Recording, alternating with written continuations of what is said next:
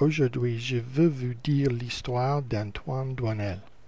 Dans la cité de Lyon, cependant l'année 1959, il y avait un enfant ni sage ni méchant qui s'appelait Antoine Doinel. Ses parents n'avaient eu beaucoup d'argent, et puis Antoine ont envoyé à l'école publique. Quand il avait 12 ans, il était une jeune fille ni désobéissante, ni obéissante, ni polie, ni impolie. Antoine était mûr pour son âge, mais il apparaît que les gens au bout de lui ne l'ont pas apprécié. Par exemple, M. Hugo, l'enseignant de son cours, a souvent puni Antoine pour les offenses inconnues. M.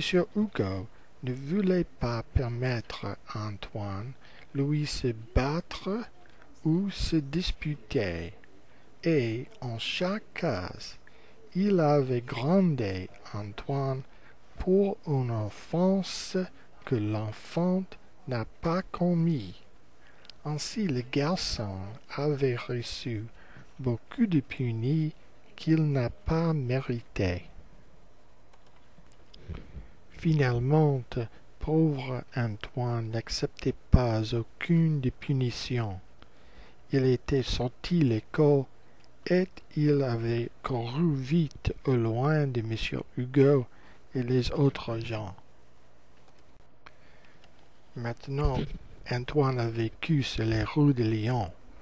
Il avait volé quelque chose quand il était un petit enfant, mais maintenant il a volé de vivre, et il a prospéré. Il avait souvent cru que le monde était en place injuste et cruel, mais maintenant, à rester lui-même, il a trouvé qu'il était heureux. D'accord, Antoine n'avait pas eu des amis, et plus temps en temps, il était seul.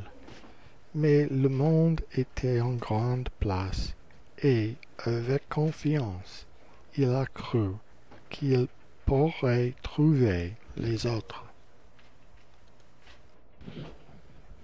C'était l'histoire d'Antoine Doinel, qui a souffert les 400 coups de son vie et ainsi a continué de vivre.